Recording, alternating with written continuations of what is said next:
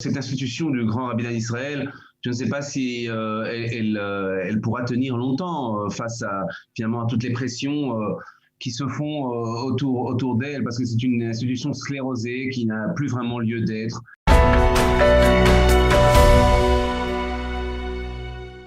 Ronnie Klein, bonjour, Boker Tov. Boker Tov, bonjour. Merci d'être avec nous ce matin. Vous Prie. êtes le rabbin de la communauté massorti francophone de Tel Aviv.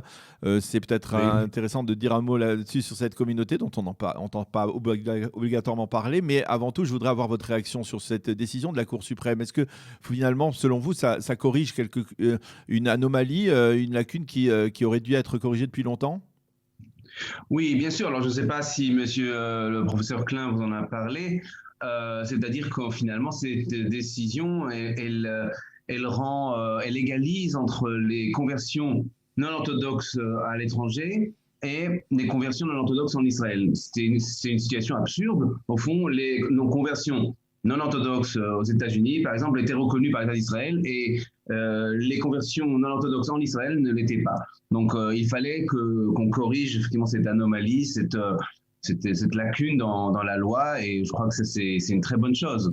De toute manière, oui. Est-ce que vous considérez cette mesure comme une première brèche, on va dire, dans la muraille le monde orthodoxe a dressée autour des institutions, on va dire, religieuses, comme le grand rabbinat d'Israël ?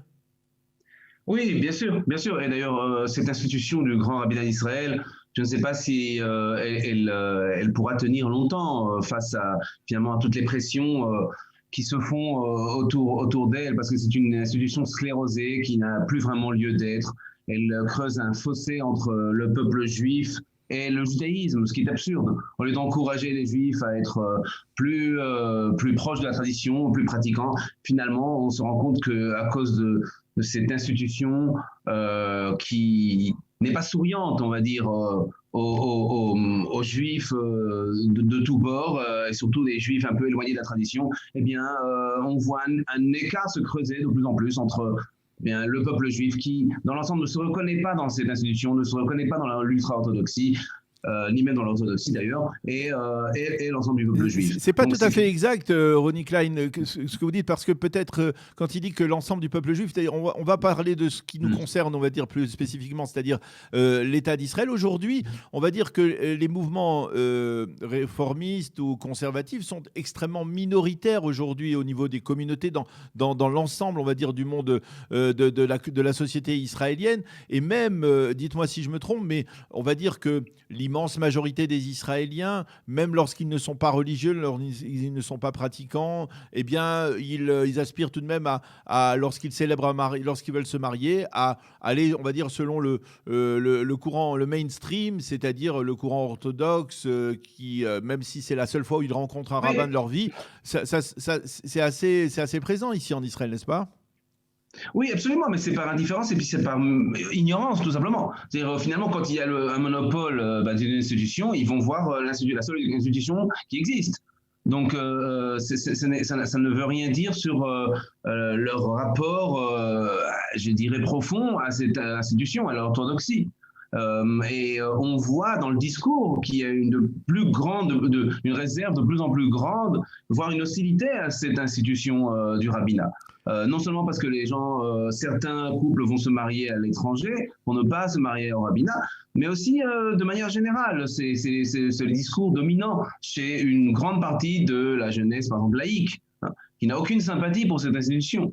Donc en plus, quand vous dites qu'ils sont minoritaires, c'est vrai, mais en même temps, ils sont présents partout dans le pays, de Eilat jusqu'au nord. C'est-à-dire que finalement, il n'y a aucune ville qui n'a pas de représentation non orthodoxe. C'est quasiment aucune grande ville en Israël. Donc, ils sont quand même, c'est des mouvements qui sont présents, qui sont très présents sur le terrain, même s'ils sont minoritaires. Avant de vous poser une question très concrète sur la procédure de conversion dans les mouvements non orthodoxes, je voudrais une question plus philosophique, on va dire.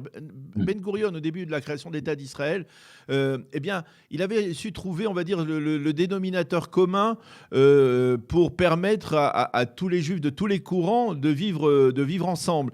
Par exemple, le fait que l'on mange cachère dans l'armée israélienne, israélienne et dans les grandes instances officielles de l'État d'Israël, eh bien, ça permet à tout le monde de ne pas se poser de multiples problèmes de cache-route, que l'on soit religieux ou pas. Et finalement, ça a été instauré, ça a fait consensus. Pourquoi finalement aujourd'hui on a du mal à conserver cela ?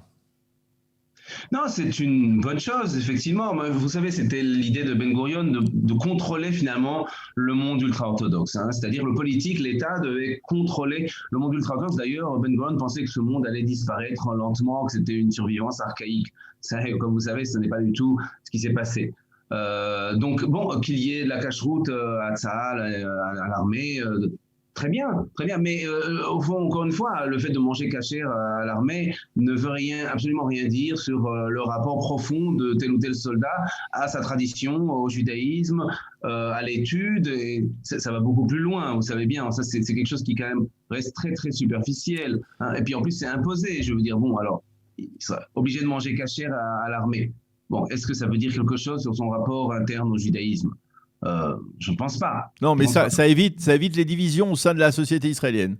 Oui, ça permet à un juif religieux et à un juif non religieux de manger à la même table lorsqu'ils font le service militaire, lorsqu'ils offrent pour la collectivité, on va dire. Oui, d'accord. Donc ça, c'est très bien. Oui. Ça, je n'ai rien contre cette idée-là.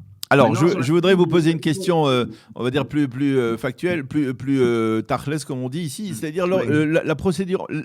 On a bien compris, et le professeur Klein nous l'a expliqué, que la décision de la Cour suprême, c'est une décision civile et qui n'avait aucun aspect religieux qui s'inscrivait d'une certaine manière dans le cadre de la loi. Mais concrètement, dans les mouvements, dans votre communauté, dans le mouvement Masorati, quelle est la procédure lorsqu'il s'agit de conversion ? Est-ce que c'est véritablement, comme l'on dit, une conversion à toute vitesse, une conversion express, on convertit à tour de bras sans véritablement vérifier les intentions de la personne qui souhaite se faire convertir, ou c'est autre chose, c'est beaucoup plus complexe? Non, alors vous savez, il y a beaucoup de rumeurs totalement erronées qui courent là-dessus. C'est absolument faux par rapport au mouvement Masorti conservatif. Je parle seulement de mon mouvement, du mouvement conservatif. C'est un mouvement halachique qui respecte la halakha. Et la procédure de conversion de notre mouvement, du mouvement Masorti, est très proche finalement, quasiment finalement la même que la procédure orthodoxe. Seulement ce qui diffère, c'est l'approche, si vous voulez. L'approche par rapport à tel ou tel cas, à telle ou telle personne. On prend en compte finalement sa situation, d'où elle vient. On est beaucoup plus, on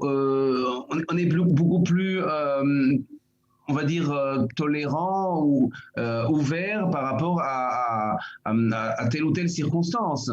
Et on va tout faire pour comprendre cette personne, tel ou tel candidat, essayer de l'amener à la conversion. Mais la procédure en elle-même, c'est la même, c'est-à-dire avec le mikvé, la circoncision pour les hommes, évidemment, et l'étude, le ulpan giyur. Donc c'est finalement la même procédure que pour le monde orthodoxe, pour la conversion orthodoxe. Mais il n'y a pas de reconnaissance de la part du grand rabbinat d'Israël. Non. Alors, vous savez que, par exemple, le Rav Ovadia Yosef disait que une conversion conservative, Masorti, finalement, elle était valable. Il fallait regarder, mais que sur le principe, il acceptait cette conversion comme valable. Est-ce que concrètement, je vais vous poser une question, est-ce qu'il vous est arrivé, en tant que rabbin d'une communauté, de faire une procédure, de la faire aboutir dans le cadre du mouvement Masorati, et puis que par la suite, elle soit validée par le grand rabbinat d'Israël ? Non, alors parce que moi, il se trouve que j'ai pas beaucoup de fonctions au niveau communautaire, que je suis rabbin communautaire seulement depuis 1 an ou 2, donc j'ai pas eu l'occasion de le faire, mais j'ai donné des cours à des candidats à la conversion, oui, ça oui. Eh bien, des cours de judaïsme, comme vous connaissez les cours de judaïsme qui se trouvent dans tous les ulpan giyur, c'est absolument le même judaïsme que le judaïsme orthodoxe, sauf que évidemment, je tiens à signaler, c'est important, évidemment, la grande différence, c'est que le mouvement Masorti estime que la halakha est en évolution, en développement. Et c'est pour ça qu'il va, et c'est surtout visible au niveau du rapport aux femmes, au statut des femmes dans la halakha. C'est pour ça que dans le mouvement Masorti conservatif, comme dans le mouvement réformé, il y a des femmes rabbins. Donc ça, c'est quelque chose qui effectivement n'existe pas. Et les femmes peuvent être aussi juges dans un tribunal rabbinique, tribunal de la conversion. Donc